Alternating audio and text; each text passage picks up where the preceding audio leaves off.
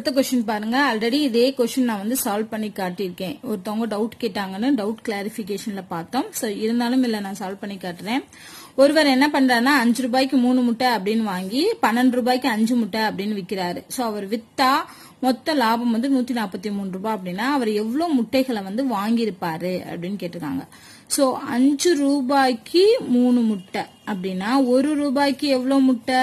3/5 முட்டை. இது வந்து வாங்குனது. விற்பனை பாத்தீங்கன்னா 12 ரூபாய்க்கு 5 முட்டை அப்படின்னா 1 ரூபாய்க்கு 5/12 முட்டை. நமக்கு தெரியும் ப்ராஃபிட் வரணும் அப்படின்னா செல்லிங் பிரைஸ் அதிகமா இருக்கணும். அதுல இருந்து காஸ்ட் பிரைஸ கழிச்சாதான் ப்ராஃபிட் கிடைக்கும். செல்லிங் பிரைஸ்ங்கிறது விற்பனை விலை. விற்பனை ஒரு ரூபாய்க்கு எவ்வளவு முட்டைவா?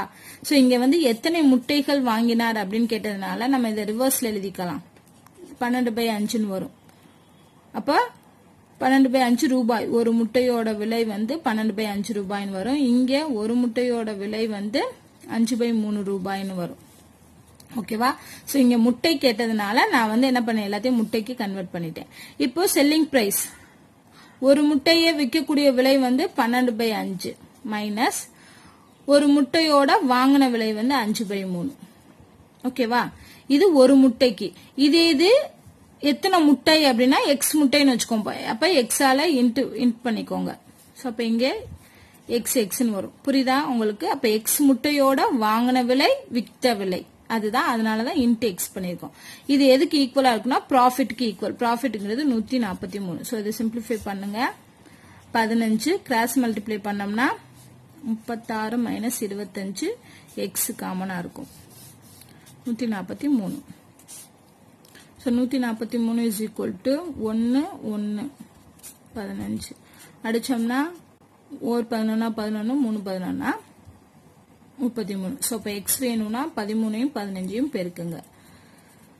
15க்கு 5 மீங்க 1 2 9 1. So 195 195 முட்டைகள் வந்து இருக்கும். அவர் வாங்கியிருப்பாரு. சோ அடுத்த क्वेश्चन பாத்தீங்கன்னா எத்தனை முக்கோணங்கள் இருக்கு, இந்த ஸ்டார்ல எத்தனை முக்கோணம் இருக்கு அப்படிங்கறத கேட்டிருக்காங்க. சோ ஃபர்ஸ்ட் இந்த ஸ்டார் வரையறதுக்கு எத்தனை லைன்ஸ் தேவைப்படும்? 1 2 3 4 5. சோ 5 லைன்ஸ் வந்து தேவைப்படும். ஓகேவா? இந்த ஸ்டார் வரையணும்னா எவ்வளவு பெரிய லைன்ஸ் வேணும்? 5 பெரிய லைன்ஸ் வேணும். இப்போ முக்கோணத்துக்கு எத்தனை லைன்ஸ் தேவை? 1 2 3 3 லைன்ஸ் தேவை. ஓகேவா? இப்ப 5 லைன் வச்சிருக்க இந்த ஸ்டார்ல இருந்து 3 லைன் உள்ள முக்கோணம் எத்தனை அப்படிங்கறத கால்குலேட் பண்ண போறோம். சோ 5ல இருந்து 3 செலக்ட் பண்ணுவோம். So 5C3. ஓகேவா? சோ அந்த ப்ராபபிலிட்டியை வச்சு நம்ம ஆன்சர் கண்டுபிடிக்க போறோம். சோ 5C3 எப்படி எழுதலாம்? 5Cக்கு கீழே வரக்கூடியதை 5ல இருந்து 3 கழிச்சோம்னா 2 அப்படின்னு எழுதலாம். சோ இதுவும் ஈக்குவல் தான். 5C2னா ஈஸியா எழுதிடலாம். 5 into 4 divided by 2 into 1 வரும். சோ சிம்பிளிஃபை பண்ணும்போது 10 வரும். அப்போ இதுல எத்தனை முக்கோணங்கள் இருக்கும்? 10 முக்கோணங்கள் இருக்கும். புரியுதா உங்களுக்கு? இது வந்து ஷார்ட்கட் மெத்தட். இந்த மாதிரி போட்டுடலாம் ஈஸியா. அடுத்து காவல்துறை தண்டனை குற்றம் நீதிபதி தீர்ப்பு. இத வந்து கரெக்ட் ஆர்டர்ல எழுத சொல்லியிருக்காங்க. எப்பவுமே ஃபர்ஸ்ட் குற்றம் பண்ணவங்க தான் ஃபர்ஸ்ட் வருவாங்க. குற்றம் பண்ணதுக்கு அப்புறம் யாரு அவங்கள பிடிப்பா? காவல்துறை பிடிப்பாங்க. பிடிச்சு எங்க கொண்டு போவாங்க? நீதிபதிட்ட கூட்டிட்டு போவாங்க. கோர்ட்ல சப்மிட் பண்ணுவாங்க. கோர்ட் தான் என்ன பண்ணுவாங்க? தீர்ப்பு கொடுப்பாங்க. அந்த தீர்ப்பு என்னது? தீர்ப்புங்கிறது தண்டனை. சோ இப்ப ஆர்டர் வந்து 31452 அப்படிங்கிற ஆர்டர். அடுத்து பாத்தீங்கன்னா ஒரு மனிதன் தெற்கு நோக்கி, சோ டைரக்ஷன் சம் கொடுத்திருக்காங்க. ஃபர்ஸ்ட் வடக்கு, தெற்கு, கிழக்கு, மேற்கு. தெற்கு நோக்கி ஃபர்ஸ்ட் ஸ்டார்ட் பண்ணும்போதே அவர் தெற்கு நோக்கி போறார். தெற்கு நோக்கினா கீழே 5 கிலோமீட்டர் போறாரு. ஓகேவா? அப்ப இப்படி போய்கிட்டு இருக்காரு. அப்புறம் வலதுபுறம் திரும்புறாரு. சோ இந்த பொசிஷன்ல இருந்தாருன்னா வலதுபுறம் இந்த பக்கம் வரும். இந்த பக்கம் வலதுபுறம் திரும்பி 3 கிலோமீட்டர் நடக்கிறாரு. அதுக்கப்புறம் இடப்பக்கம் திரும்புறாரு. அவர் இப்படி நின்றாருன்னா அவரோட இடப்பக்கம்ங்கிறது கீழே இருக்கும். சோ இடப்பக்கம் திருப்பி என்ன பண்றாரு? 5 கிலோமீட்டர் நடக்கிறார். அப்ப அவர் போய்கிட்டு இருக்க டைரக்ஷன் கீழே நோக்கி போறார். இப்ப எந்த திசையை நோக்கி கொண்டிருக்கிறான்? இங்க ஆரம்பிச்சவரு இங்க போய்கிட்டு இருக்காரு. சோ இது என்னது? அதே தெற்கு டைரக்ஷன் தான். சோ ஆன்சர் வந்து இதுக்கு தெற்கு. எதை நோக்கி போய்கொண்டிருக்கிறார் அப்படின்னா தெற்கு நோக்கி போய்கொண்டிருக்கிறார். அடுத்து மாலை நேரத்தில் ரேகாவும் ஹேமாவும் ஒருவரை ஒருவர் நேரா பார்த்துக்கிட்டு நிக்கிறாங்க. அப்பனா ஹேமாவோட நிழல் அவர் வலப்பக்கத்தில் விழுந்தால் ரேகா வந்து எந்த திசையை நோக்கி இருப்பா? இது வந்து ஷேடோ சம் ஆல்ரெடி நான் வீடியோ போட்டிருக்கேன். அதுல வந்து 3 கண்டிஷன் வரும். காலையில சூரியன் உதிக்கும் போது என்ன கண்டிஷன், அப்புறம் மதியம் 12 மணிக்கு என்ன கண்டிஷன், சூரியன் மறையும் போது என்ன கண்டிஷன்ல எந்த திசையில வந்து நிழல் விழும் அப்படிங்கிறது. சோ அதை பாத்தீங்கன்னா கண்டிப்பா இந்த மாதிரி சம்ஸ் வந்து ஈஸியா போட்டுடலாம். இது வந்து மாலை நேரத்துல இருக்கிறக்கான கண்டிஷன் பாத்தீங்க அப்படின்னா வந்து மாலை நேரத்துல எப்பயுமே வந்து சூரியனோட நிழல் வந்து கிழக்கு பக்கம் இருக்கும், காலையில வந்து மேற்கு பக்கம் இருக்கும். ஸோ ஷேடோ இது வந்து 3 கண்டிஷன் வரும். ஓகேவா?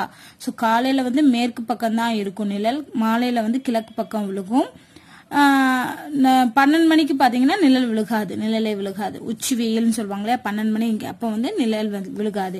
ஸோ இப்போ உங்க கொடுத்துருக்கிறது வந்து மாலையில தான், மாலையில வந்து கிழக்கு பக்கம் விழுகும். ஸோ நிழலோட டைரக்ஷன் அப்படிங்கிறது இந்த பக்கம் தான், ஏன்னா வடக்கு தெற்கு கிழக்கு மேற்கு. சோ இது வந்து ஷேடோ.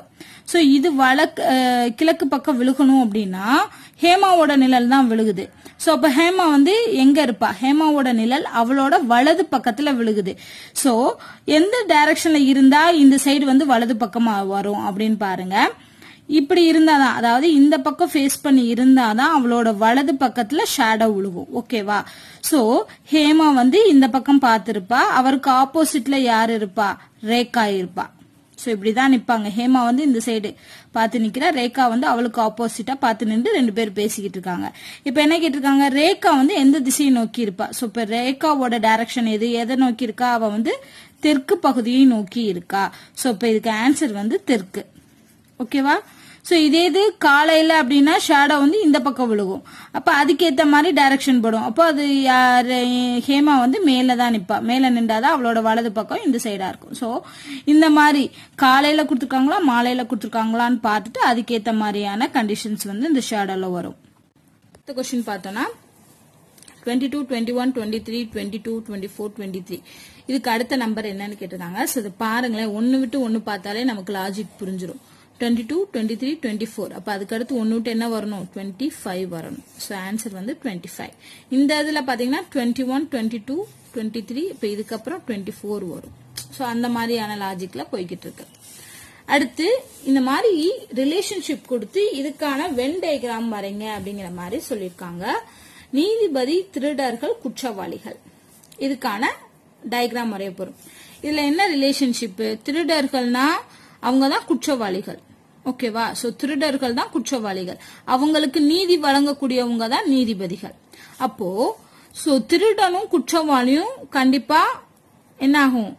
திருடர்கள்ல சில பேர் குற்றவாளிகள், இல்லைன்னா குற்றவாளிகள்ல சில பேர் திருடர்கள், அந்த மாதிரி வரும். சோ இந்த டயக்ராம் எடுத்துக்கிட்டோம்னா இது திருடன் குற்றவாளி, திருடுற எல்லாருமே கண்டிப்பா குற்றவாளியா தான் இருப்பாங்க. ஓகேவா? சோ குற்றவாளிகள்ல எல்லாருமே திருடர்களா இருக்கலாம், ஏதோ ஒரு தப்பு செய்யறதுனால தானே அவங்கள வந்து குற்றவாளிகள்னு சொல்றோம். அப்ப நம்ம என்ன பண்ணலாம்னா கண்டிப்பா திருடர்கள் எல்லாருமே குற்றவாளிகள் தான். சோ இது திருடனா இருந்தா கண்டிப்பா அவன் எல்லாருமே குற்றவாளிகள் தான். இந்த கண்டிஷன் வருமா? ஓகே. அடுத்து இது நீதிபதியா இருந்தார்னா கண்டிப்பா நீதிபதிக்கு வந்து சம்பந்தம் கிடையாது, திருட்டுலயோ குற்றவாளிகளுக்குடையோ சம்பந்தம் இருக்காது, பட் அவர் நீதி வழங்குவார். ஓகேவா? சோ நீதிபதி தனி, திருடரும் குற்றவாளிகளும் ஒண்ணுக்குள்ள ஒண்ணு. அப்போ இந்த ஆப்ஷன் தான் வரும். இதுல பாத்தீங்கன்னா இன்டர்செக்ட் ஆகுது, திருடர்கள்ல சில பேர் தான் குற்றவாளிகள் அப்படின்னு வரும். சில பேர் எப்படி குற்றவாளிகள் இருப்பாங்க? திருநாளே அவன் குற்றவாளி தான். ஓகேவா? சோ அந்த மாதிரி இது பாத்தீங்கன்னா உள்ளேயே ரெண்டும் வருது, அப்ப நீதிபதிக்குள்ள வர்ற மாதிரி வருது. இங்க பாத்தீங்கன்னா நீதிபதியும் உங்களோட சம்பந்தப்பட்ட மாதிரி, சில திருடர்கள் வந்து நீதிபதி, சில குற்றவாளிகள் நீதிபதி அப்படிங்கிற கண்டிஷன் வருது. சோ அப்ப இதுவும் வராது. இப்ப ஆன்சர் வந்து கண்டிப்பா இதாதான் இருக்கணும். அடுத்து ஏஜ் சம்ல இருந்து கொடுத்துருக்காங்க. பாட்டனார்னா கிராண்ட்ஃபாதர். கிராண்ட்ஃபாதர் வந்து பேரனை விட 4 மடங்கு வயதானவர். 5 ஆண்டுகளுக்கு முன்பு அவர் 5 மடங்கு வயதானவர் எனில் பேரனோட தற்போதைய வயது என்ன? சோ நம்ம என்ன பண்ணலாம்? இது பேரன், இது பாட்டனார்னு எடுத்துக்கலாம். சோ பேரனோட ஏஜ் எக்ஸ்னா அவரை விட 4 மடங்கு பெரியவர் தான் பாட்டனார், அப்ப 4x வரும் ஏஜ். இது வந்து பிரசன்ட் ஏஜ். அடுத்து என்ன கண்டிஷன் கொடுத்துருக்காங்க? 5 ஆண்டுகளுக்கு முன்பு. 5 ஆண்டுகளுக்கு முன்பு, சோ 5 years ago அப்படின்னு எழுதணும்னா நான் 5 வருஷத்துக்கு முன்பு இவரோட ஏஜ் வந்து -5, அதே மாதிரி இங்கே x -5. இப்போ கண்டிஷன் என்ன கொடுத்திருக்காங்கன்னா பேரனோட வயதுல 5 மடங்கு தான் தாத்தாவோட வயது. அப்ப 4x minus 5ங்கிறது எதுக்கு ஈக்குவலா இருக்கும்? 5 டைம்ஸ் ஆஃப் பேரனோட வயது 5 வருஷத்துக்கு முன்னாடி. சோ இப்ப இது சிம்பிளிஃபை பண்ணோம்னா x ஓட ஏஜ் கிடைச்சிரும். 4x minus 5 is equal to 5x minus 25. So 4x இந்த பக்கம் கொண்டு வாங்க, 25 இந்த பக்கம் கொண்டு வாங்க. என்ன வரும்? 20 வரும். 4x போச்சுன்னா x வரும். So x ஓட ஏஜ் வந்து 20. x தான் பேரனோட வயது. So இப்ப ஆன்சர் வந்து 20 years. அடுத்த क्वेश्चन பாருங்க. அருணோட வயது பாலாவை விட 3 மடங்கு. 4 வருடங்கள் முன் சந்திரனோட வயது அருணை விட 2 மடங்கு. இன்னும் 4 வருடங்களுக்கு பின் அருணின் வயது 31. சோ இங்க 3 கண்டிஷன் கொடுக்கறாங்க. ஃபர்ஸ்ட் வந்து அருண் அண்ட் பாலான்னு எடுத்துக்கிறோம். பாலாவை விட 3 மடங்கு தான் அருண். சோ இப்ப பாலா எக்ஸ்னா அருண் வந்து 3x. இது வந்து பிரசன்ட் ஏஜ். 4 வருடங்கள் முன். சோ 4 year ago அப்படின்னா 3x minus 4 x minus 4 இருப்பாங்க. ஓகேவா? சந்திரனோட வயது. சோ சந்திரன் இன்னொருத்தர் இருக்கார். சோ அவனோட பிரசன்ட் ஏஜ் தெரியல. கீழே பாத்தீங்கன்னா சந்திரனின் வயது அருணை விட 2 மடங்கு.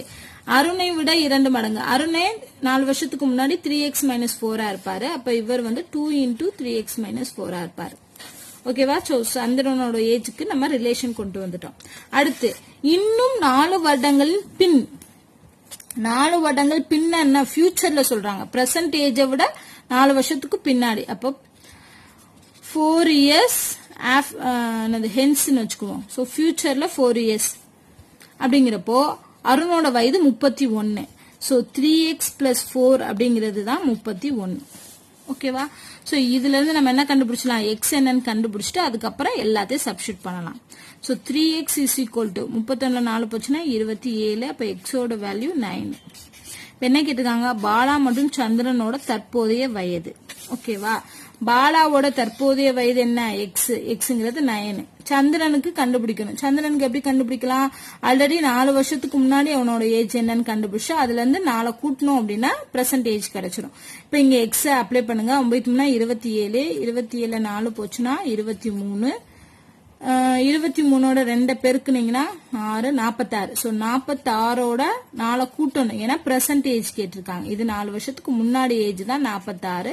இப்ப பிரசன்ட் ஏஜ்ங்கிறது 50. சோ 9,50ங்கிறத ஆன்சர் வரும். அடுத்த क्वेश्चन பாருங்க. ட்ரையாங்கிள் சம் கொடுத்திருக்காங்க. இது அதாவது இந்த 3 நம்பர் வெளியே இருக்கிறதுக்கும் இந்த நடுவுல இருக்க நம்பருக்கும் ஏதோ ரிலேஷன் இருக்கு. என்னன்னு பார்க்கலாமா? இப்ப பார்க்கலாம். 1ஐயும் 5ஐயும் கூட்டுங்க. 1ஐயும் 4ஐயும் கூட்டினா 5. 5ல இருந்து 1 கழிச்சோம்னா 4 வருது. அதே மாதிரி 6 plus 5 வந்து 11. 11 minus 9 2 வருது. ஓகேவா? சோ அதே மாதிரி 9 plus 7 என்ன வரும்? 16 வரும். 16ல இருந்து இந்த நம்பரை கழிச்சோம்னா 4 வரும். அப்ப 12 கழிச்சாதான் 4 வரப்போகுது. So 12 answer. சோ ஆன்சர் வந்து 12. அடுத்து பாருங்க. மேல இருக்க பேட்டர்ன் கொடுத்து கீழே இருக்க இந்த பாக்ஸ் என்னன்னு கேட்டிருக்காங்க. இதுல 3 இருக்கு. இதுல வந்து 4 இருக்கு. அப்ப இதுல 3னா இது 4 இருக்கும். அதே சமயம் பாருங்களேன், இது எல்லாமே திக்கா கொடுத்துருக்காங்க. அதனால இதுவும் திக்கா இருக்கு. அப்ப இது லைட்டா இருந்துச்சுன்னா இங்க வர்றதும் லைட்டா இருக்கணும். லைட்டா இந்த சிம்பிள்ல லைட்டா வரக்கூடிய ஆப்ஷன் வந்து இது 2 இருக்கு. ஆனா இது வந்து திக்கா கொடுத்துருக்காங்க. இது வந்து லைட்டா கொடுத்துருக்காங்க. சோ ஆப்ஷன் வந்து 4 தான் இதுக்கு கரெக்டான ஆன்சர். அடுத்து இந்த தொடர்ல வராத எண் ஆட் ஒன் அவுட் எது? ஏதோ ஒரு நம்பர் வந்து தப்பா இருக்கு அப்படின்னு பார்த்திருக்காங்க. சோ பார்த்தாலே தெரியும். 3, 5, 11, 17, 21 இது எல்லாமே ஆட் நம்பர், ஒற்றைப்படை எண்கள். 14 அப்படிங்கிறது ஈவன் நம்பர். சோ இது வந்து இரட்டைப்படை எண்ணால 14 தான் ஆட் ஒன் அவுட். அடுத்த क्वेश्चन 1 முதல் 100 வரை எல்லா எண்ணையும் எழுதினால் எத்தனை முறை 3ஐ எழுதுவீர்கள்? சோ 3ங்கிற நம்பர் எத்தனை முறை வரும்? இது வந்து ஃபர்ஸ்ட் நம்ம என்ன பண்ணுவோம்? 1ல இருந்து 10 வரைக்கும், 11ல இருந்து 20, 21ல இருந்து 30, 31ல இருந்து 40, 41 to 50, அடுத்து 51 to 60, 61 to 70, 71 to 80, 81 to 90, 91 to 100 இப்படி பிரிச்சுக்கோங்க. இப்ப இது இந்த ரேஞ்சுக்குள்ள 3 மட்டும் வரும். இங்க 13ல ஒரு சாரி 1 மட்டும் தான் 3 வரும். இங்க பாத்தீங்கன்னா 13 1.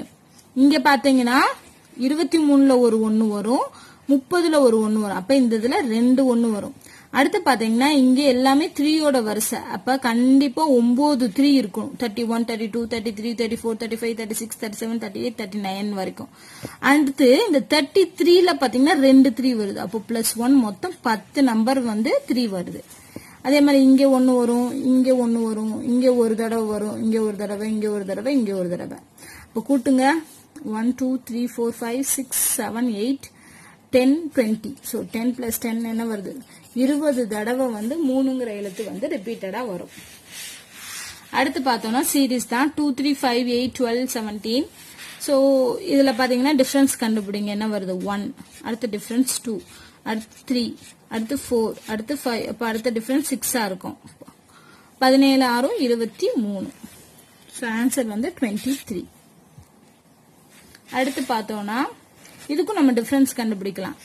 டிஃபரன்ஸ் பாத்தீங்கன்னா -1 வரும், -2 தெரியல, இதுவும் தெரியல, இங்க -5. ஸோ அப்ப பாத்தீங்கன்னா 1 2 3 4. அப்ப இங்க -3 இங்க -4 வர மாதிரி ஒரு நம்பர் வரணும். ஸோ 17 - 3 அப்படின்னா என்ன வரும்? 14. இங்க 14 போட்டோம்னா கரெக்டா என்ன வரும்? டிஃபரன்ஸ் கண்டுபிடிச்சோம்னா 4 வரும். ஓகேவா? ஸோ இந்த மாதிரி தான் போய்கிட்டே இருக்கு. ஸோ ஆன்சர் வந்து 14. அடுத்து ஃபைனலா கொஸ்டின் பார்த்தோம்னா தக்காளி, கேரட், இஞ்சி, உருளை இதுல வித்தியாசமான வார்த்தை என்னன்னு கேட்டிருக்காங்க. சொல்லலாம் இது எல்லாமே நிலத்துக்கு கீழே வளரக்கூடிய பொருட்கள். தக்காளி வந்து நிலத்துக்கு மேல வளரக்கூடியது.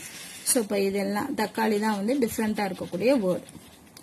ஸோ பாத்தீங்கன்னா 30 கொஸ்டின்ஸும் நம்ம இதுல பார்த்தாச்சு. ஸோ மோஸ்ட்லி உங்களுக்கு இந்த கொஸ்டினை பார்த்தாலே தெரிஞ்சிருக்கும் எதுல இருந்து அதிகமான கொஸ்டின் கேட்கறாங்கன்னு. ஸோ அதை நான் தனி வீடியோவா உங்களுக்கு போறேன். இந்த வீடியோல உங்களுக்கு ஏதாவது டவுட் இருந்துச்சு அப்படின்னா கமெண்ட் பண்ணுங்க. இந்த வீடியோ உங்களுக்கு பிடிச்சிருந்தா லைக் அண்ட் ஷேர் பண்ணுங்க. நன்றி.